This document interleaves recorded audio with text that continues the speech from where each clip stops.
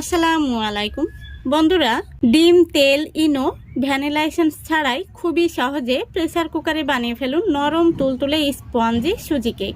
হাতের কাছে থাকা কয়েকটি উপকরণ হলেই কিন্তু এই কেকটা বানানো হয়ে যাবে। আর আপনারা দেখতেই পাচ্ছেন কেকটা কত সুন্দর হয়েছে আর কতটা স্পঞ্জি তৈরি হয়েছে। তো একবার দেখলে আপনারা যে কেউ খুবই সহজভাবে বানিয়ে নিতে পারবেন। তাহলে চলুন আজকের এই রেসিপিটা দেখে নেওয়া যাক। রেসিপিটা ভালো লাগলে লাইক, কমেন্ট, শেয়ার করবেন এবং চ্যানেলটিকে সাবস্ক্রাইব করে আমার সঙ্গে থাকবেন। তাহলে চলে যাচ্ছি মূল রেসিপিতে। তো দেখুন, প্রথমেই আমি নিয়ে নিচ্ছি 1 বাটি তরল দুধ। আর দুধটা একটু গরম রয়েছে, এখানে খুব বেশি গরম না, একটু ঈষৎ উষ্ণ গরম রয়েছে। তো আমি যে বাটির মাপ করে দুধ দিয়ে দিলাম সেই বাটির মাপ করে হাফ বাটি দিয়ে দিচ্ছি চিনি। এখানে আমি গোটা চিনি ব্যবহার করলাম, আপনারা চাইলে গুঁড়ো করে দিতে পারেন। এবার দিয়ে দিচ্ছি স্বাদ মতো লবণ। এবার আমি একটি হ্যান্ড উইস্ক দিয়ে খুব ভালো করে মিক্স করে নেব। যেহেতু দুধটা একটু ঈষৎ উষ্ণ গরম রয়েছে তাই চিনিটা খুব সুন্দরভাবেই কিন্তু মিশে যাবে। তো যতক্ষণ না পর্যন্ত চিনিটা মিশে যাচ্ছে ততক্ষণ পর্যন্ত এইভাবে আমি মিক্স করে নেব। দেখুন, খুব ভালো করে আমি মিক্স করে নিয়েছি। এখন আমি এখানে নিয়েছি একটি কমলা।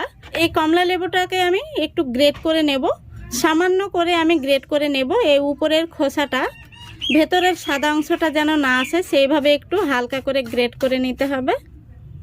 এতে করে এখানে ভ্যানিলা এসেন্সের কোনো প্রয়োজন হবে না।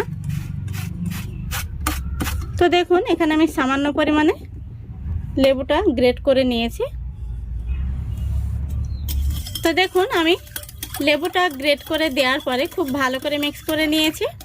এখন আমি এর মধ্যে দিয়ে দেব ইয়েলো ফুড কালার। তো এখানে আমি 2 ফোঁটা মতো ইয়েলো ফুড কালার দিয়ে দিলাম। এতে করে কেকের কালারটা খুব সুন্দর আসবে। ফুড কালারটা না দিলেও কিন্তু চলবে। তো দেখুন, আমি আবারও তারপরে খুব ভালো করে মিশিয়ে নিচ্ছি। দেখুন, খুব ভালো করে আমি মিশিয়ে নিয়েছি। এখন আমি এর মধ্যে দিয়ে দিচ্ছি 1 বাটি সুজি। তারপরে দিয়ে দিচ্ছি একই বাটির মাপ করে হাফ বাটি আটা। আমরা যে আটা দিয়ে রুটি বানিয়ে খাই সেই ঘরে থাকা আটা দিয়েই কিন্তু আজকের এই কেকটা আমি আপনাদের বানিয়ে দেখাবো। দেখুন, এবার আমি খুব ভালো করে মিশিয়ে নেব। এইভাবে হ্যান্ড উইস্কটাকে যে কোনো একটা সোজাতেই ঘোরাতে হবে, 2 দিকে ঘোরালে কিন্তু হবে না। এইভাবে খুব ভালো করে মিক্স করে নিতে হবে। আর লক্ষ্য রাখতে হবে ব্যাটারের মধ্যে যেন কোনো রকম দলা পেকে না থাকে। একটু সময় নিয়ে আস্তে আস্তে মিক্স করে নিতে হবে। দেখতেই পাচ্ছেন আমি খুব সুন্দর করে মিক্স করে নিয়েছি। এখন আমি বাটারটা ঢাকা দিয়ে রেস্টে রেখে দেব 5 মিনিটের জন্য। যেহেতু এর মধ্যে সুজি রয়েছে তাই সুজিটা ফুলে উঠতে একটু সময় লাগবে। এর মধ্যে কিন্তু আমি আরও কয়েকটি উপকরণ মেশাবো, তো একটু পরে মেশাবো সেগুলো। এখন আমি কেক তৈরি করার জন্য এই 5 মিনিটের ফাঁকে বাটিটা রেডি করে নেব।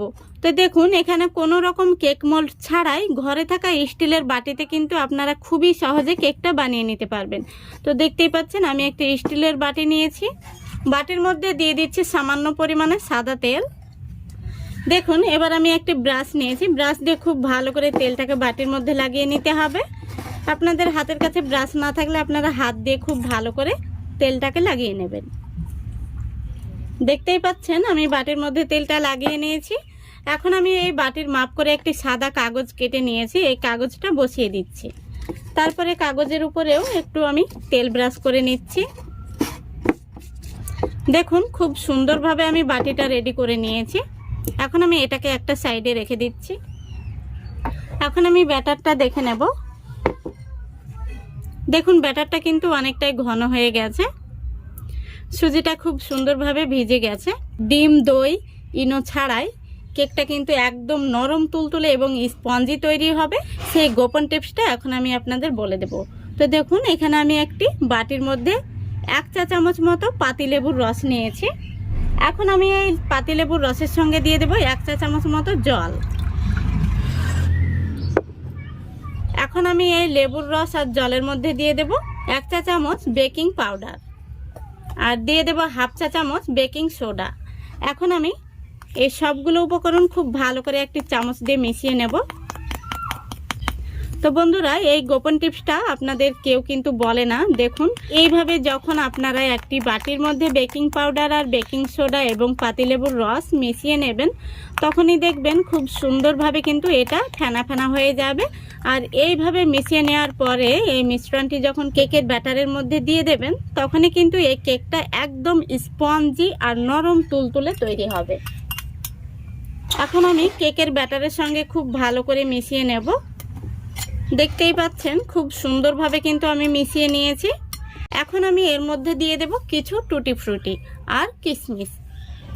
তো দেখুন, আমি একটি বাটির মধ্যে প্রথমে কিছু টুটি ফ্রুটি দিয়ে দিলাম, তারপরে দিয়ে দিচ্ছি কিছু কিশমিশ।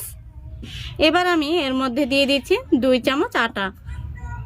এইভাবে 2 চা চামচ আটা দিয়ে কিশমিশ আর টুটি ফ্রুটিগুলো মিশিয়ে কেকের ব্যাটারের মধ্যে দিলে ব্যাটারের তলায় কিন্তু ঢুকে যাবে না, খুব সুন্দরভাবে ব্যাটারের সব জায়গাতে ছড়িয়ে থাকবে। এখন আমি এগুলোকে খুব সুন্দরভাবে হ্যান্ড উইচ দিয়ে মিশিয়ে নেব। এইভাবে আলতো হাতে মিশিয়ে নিতে হবে। তো দেখতেই পাচ্ছেন আমি খুব সুন্দরভাবে মিশিয়ে নিয়েছি। আর এই কেকের ব্যাটারটা রেডি হওয়া মাত্রই কিন্তু এটা রাখা যাবে না, সঙ্গে সঙ্গে কেক তৈরির বাটিতে বা মোল্ডে ঢেলে নিতে হবে। এখন আমি যে বাটিটা আগে থেকে রেডি করে রেখেছি, এই বাটির মধ্যে কেকের ব্যাটারটা দিয়ে দেব। তো দেখুন, আমি একটি স্প্যাচুলা দিয়ে খুব সুন্দর করে কেকের ব্যাটারটা বাটির মধ্যে দিয়ে দিচ্ছি। তো দেখুন বন্ধুরা, আমি সম্পূর্ণ ব্যাটারটা বাটির মধ্যে ঢেলে নিয়েছি। এখন আমি একটু এইভাবে ট্যাপ করে নিচ্ছি, এতে করে ভেতরে বাতাস থাকলে বাতাসটা বেরিয়ে যাবে। এদিকে দেখুন, গ্যাসটা অন করে আমি প্রেসার কুকারটা বসিয়ে দিয়েছি। আর প্রেসার কুকারের মধ্যে আমি একটা স্ট্যান্ড দিয়েছি। এখন আমি এই স্ট্যান্ডের মধ্যে এই বাটিটা বসিয়ে দেব। এখন আমি ঢাকনাটা খুব সুন্দরভাবে লাগিয়ে দেব। আর দেখতেই পাচ্ছেন ঢাকনার মধ্যে কিন্তু যে উপরে সিটিটা থাকে সেটা আমি অবশ্যই খুলে নিয়েছি, আপনারাও অবশ্যই খুলে নেবেন।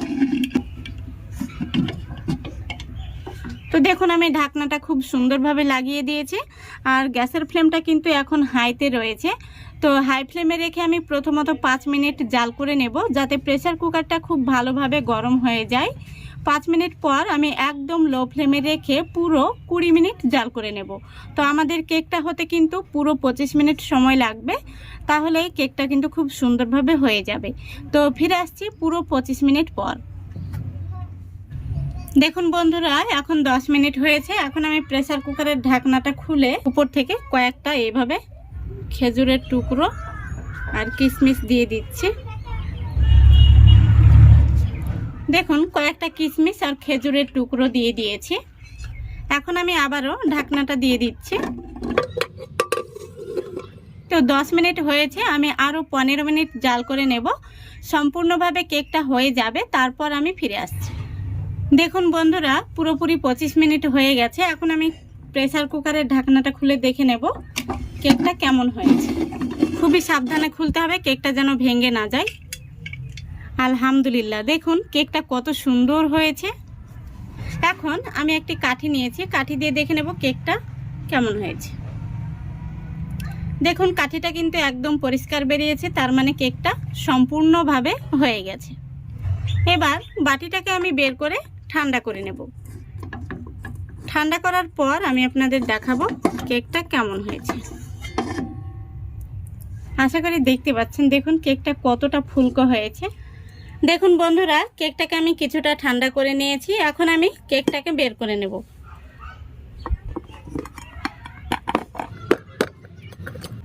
দেখুন কেকটা কত সহজে বের হয়ে চলে আসলো। আমি যে কাগজটা দিয়েছিলাম সেটা তুলে নিচ্ছি। তো বন্ধুরা, ডিম, তেল, ইনো এবং ভ্যানিলা এসেন্স ছাড়াই প্রেসার কুকারে খুবই সহজভাবে এই কেকটা আপনারা বানিয়ে নিতে পারবেন। আর এই কেকটা দেখতে যেমন সুন্দর হয়েছে, খেতেও কিন্তু অসম্ভব মজার। কেকটা এখন আমি আপনাদের কেটে দেখিয়ে দেব ভেতর থেকে কেমন হয়েছে।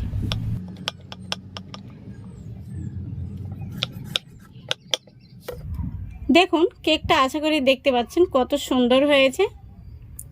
আর যেহেতু এই কেকের মধ্যে টুটি ফ্রুটি এবং কিশমিশ দেওয়া রয়েছে, সেই জন্য বাচ্চারা কিন্তু ভীষণ পছন্দ করবে। তো আশা করছি আজকের এই রেসিপিটা আপনাদের ভালো লেগেছে। যদি ভালো লেগে থাকে অবশ্যই লাইক, কমেন্ট, শেয়ার করে দেবেন এবং চ্যানেলটিকে সাবস্ক্রাইব করে অল নোটিফিকেশানটি অন করে সঙ্গে থাকবেন। আজকের মতো এখানেই বিদায় নিচ্ছি। সবাই ভালো থাকবেন, সুস্থ থাকবেন। খোদা হাফেজ। এই দেখুন কতটা স্পঞ্জি তৈরি হয়েছে।